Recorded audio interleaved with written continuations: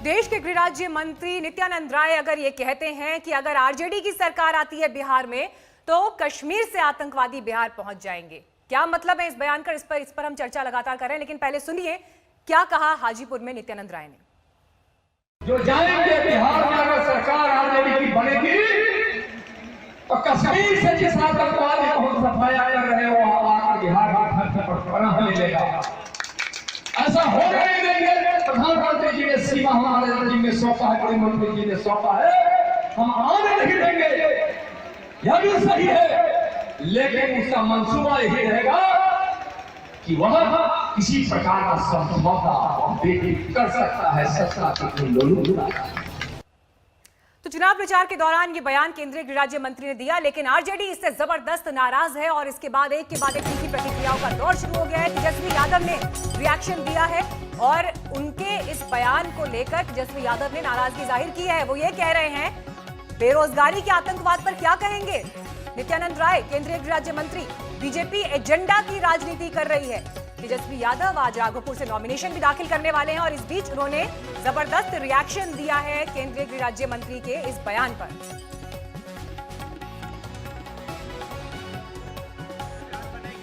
अगर आपकी सरकार बनी तो बिहार में आतंकवादी आएंगे। बिहार में 46.6 बेरोजगारी दर है।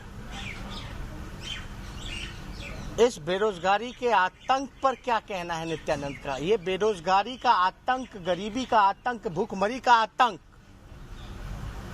पलायन का आतंक, ये किसने फैलाया? 15 साल में इनकी डबल इंजन की सरकार ने क्या किया? हम तो पूछना चाहते हैं, किसी एक व्यक्ति विशेष का हम नाम नहीं लेना चाहते, एजेंडा से भटकाने की कोशिश कर रहे हैं, लेकिन हम एजेंडा पर ही चुनाव लड़ना चाहते हैं, ना जात ना धर्म।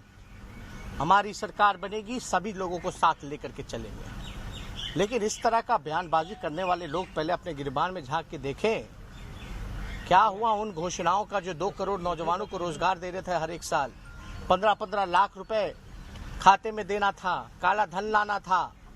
बिहार विशेष राज्य का क्या हुआ? विशेष पैकेज का क्या हुआ?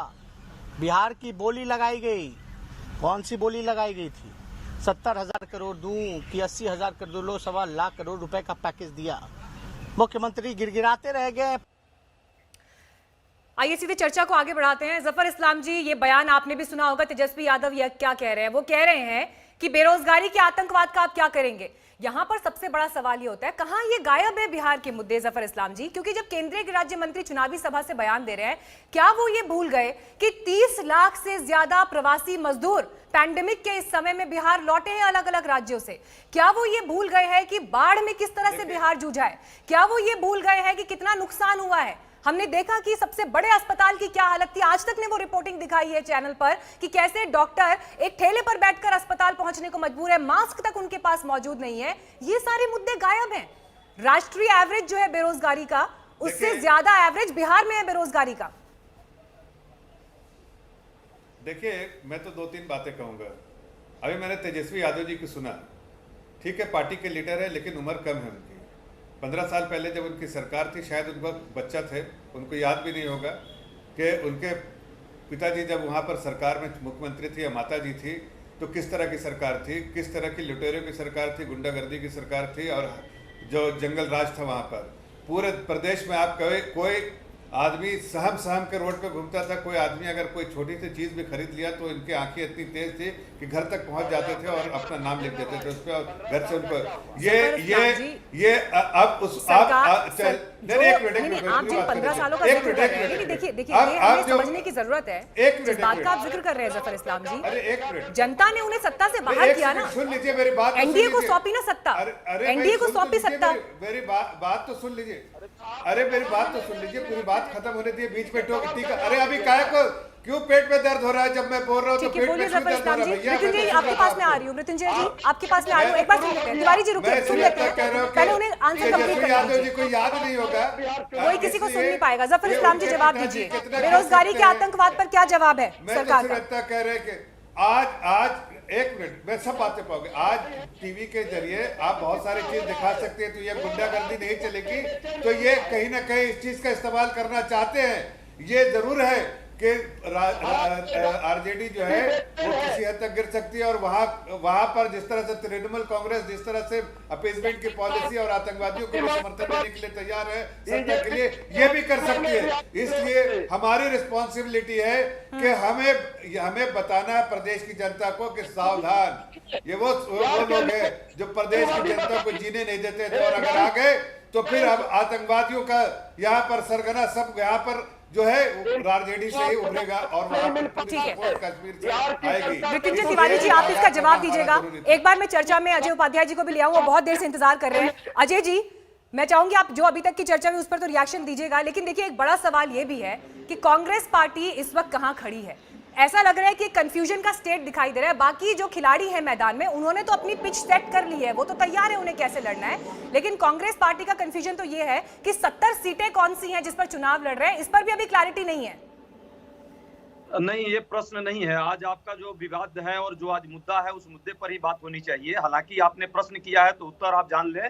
हमारी पार्टी पिछले 2 महीने से वर्चुअल क्रांति के माध्यम से पूरे राज्य के कार्यकर्ताओं को और राज्य के मुद्दों को जनता के बीच ले जा रही है और पूरी तैयारी के साथ है। सीट की बात है, सारे सीट तय हो चुके हैं, सारे सीट पर उम्मीदवार भी तकरीबन तय हो चुके हैं। 1-2 दिन में आपको पता चल जाएगा। तो राहुल गांधी क्यों नाराज है? जहां तक राहुल गांधी क्यों नाराज है? नहीं, ये तो अब मीडिया की खबरें आती है, आपको कैसे पता कि नाराज है? हम लोग को तो ऐसी सूचना नहीं है। जहां तक बात है, चलिए आप डिनाई कर दीजिए, अगर हमारी खबर गलत है तो आप डिनाई कर दीजिए। नहीं है नाराज? जरा मैं रिएक्शन भी दे दूं। जो आज मुद्दा आपका है, आज के मुद्दे पर जिस तरह से मानसिक बर्बरता का परिचय दे रहे हैं और मानसिक असंतुलन का शिकार हो गए हैं माननीय गृह राज्य मंत्री जी, कम से कम देश के गृह राज्य मंत्री को इस तरह के स्टेटमेंट नहीं देने चाहिए जो चुनाव में सिर्फ अपने हानि और लाभ के लिए कर रहे हैं। बिहार में बेरोजगारी की बात नहीं हुई, बिहार में गरीबों के उत्थान की बात नहीं हुई, हिंसा और जिस तरह से मासूमों के साथ बलात्कार देश में और बिहार में हो रही है उस पर बात करते तो ज्यादा अच्छा होता।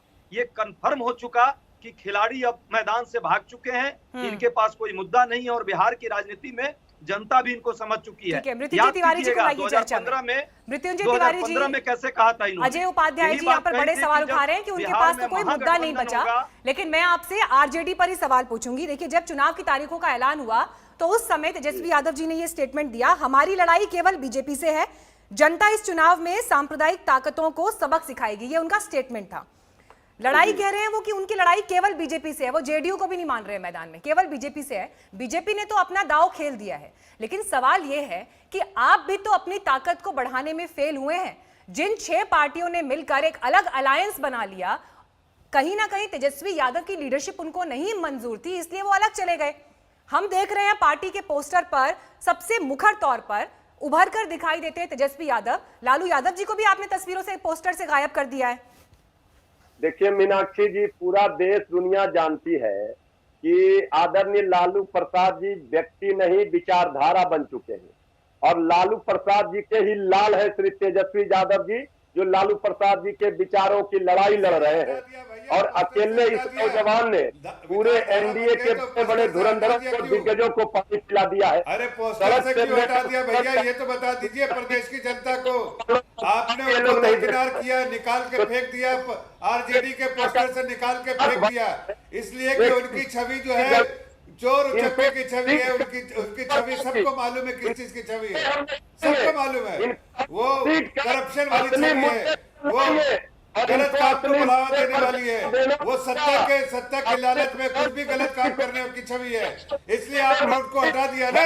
लालू यादव की विचारधारा से तो लोगों को डर है, उसी विचारधारा से तिवारी जी, देखिए ये तस्वीर पूरे देश के सामने है कि जो 15 साल का राज था आरजेडी का, उससे अलग अब जब तेजस्वी यादव मैदान में है तो उनकी तरफ से भी एक कोशिश ये दिखाई दे रही है कि उन 15 सालों से उनकी सोच, उनके विजन की तुलना ना हो।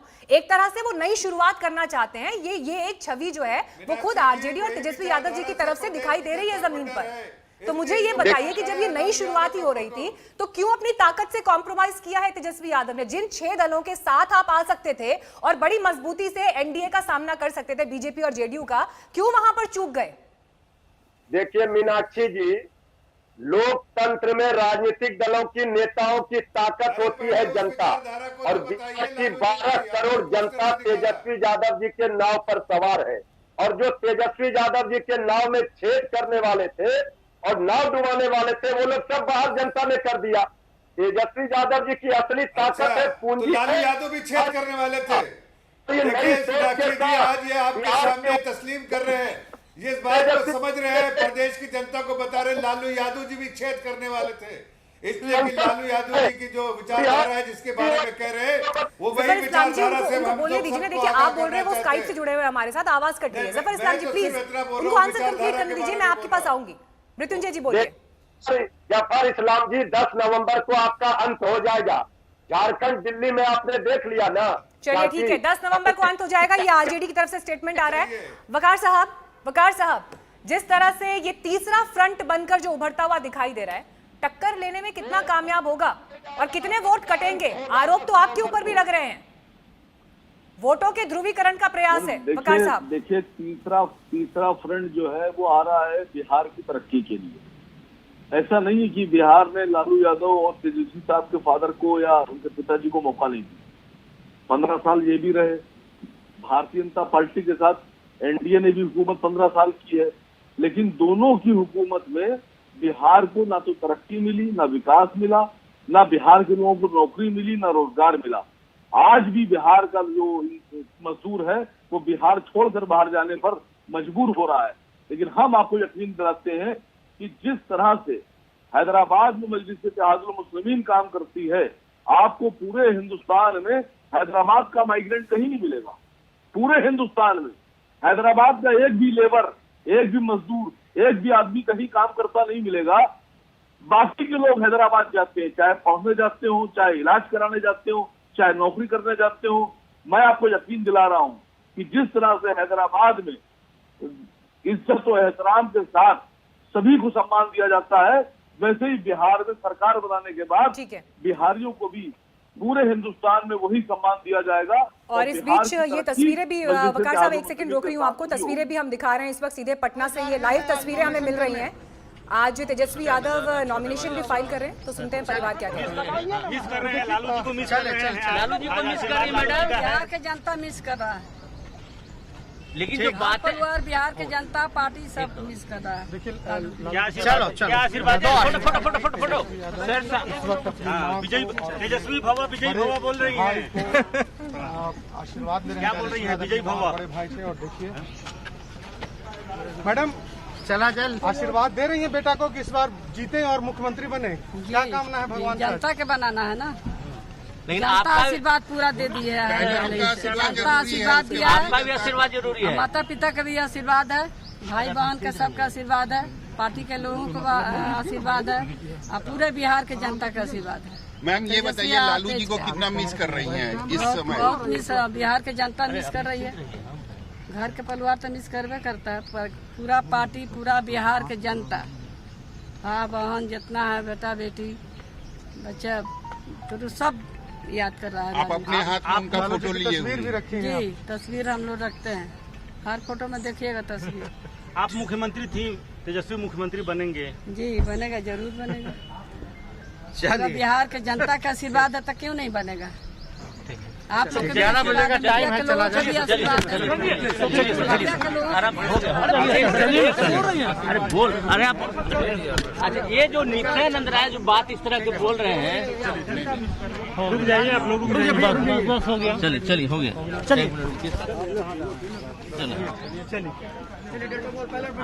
हमको आपको बोला जी, भाग रहे हैं साइड से। तस्वीरें आप देख रहे हैं जहां पर बिहार की पूर्व मुख्यमंत्री राबड़ी देवी आशीर्वाद दे रही हैं तेजस्वी यादव को, उनके बेटे, और राघोपुर से आज उनको नॉमिनेशन फाइल करना है, जिसके लिए रवाना हो गए हैं। और उससे पहले आप ये सुन रहे थे कि बिहार में हालांकि लालू यादव को इस बार बहुत मिस किया जाएगा, ये कह रही हैं राबड़ी देवी, पूरा बिहार उन्हें मिस कर रहा है, लेकिन शुभकामनाएं अपने पुत्र को यहाँ पर देते हुए। तमाम मेहमान हमारे साथ जुड़े हुए हैं यहाँ पर।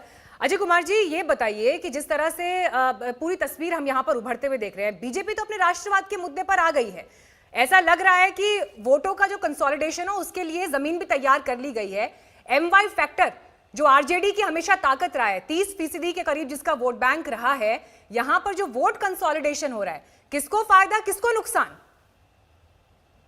जी, जब जीती हुई बाजी हारनी होती है तो ऐसे ही बिना मुद्दों पे चुनाव लड़ा जाता है। इसलिए लोक जनशक्ति पार्टी प्रारंभ से कह रही थी कि हमें यह चेहरा मंजूर नहीं है, इनके कार्य से लोक जनशक्ति पार्टी जेडीयू के कार्य से संतुष्ट नहीं है और बिहार फर्स्ट और बिहारी फर्स्ट का लोक जनशक्ति पार्टी का नारा हमने इसीलिए दिया था।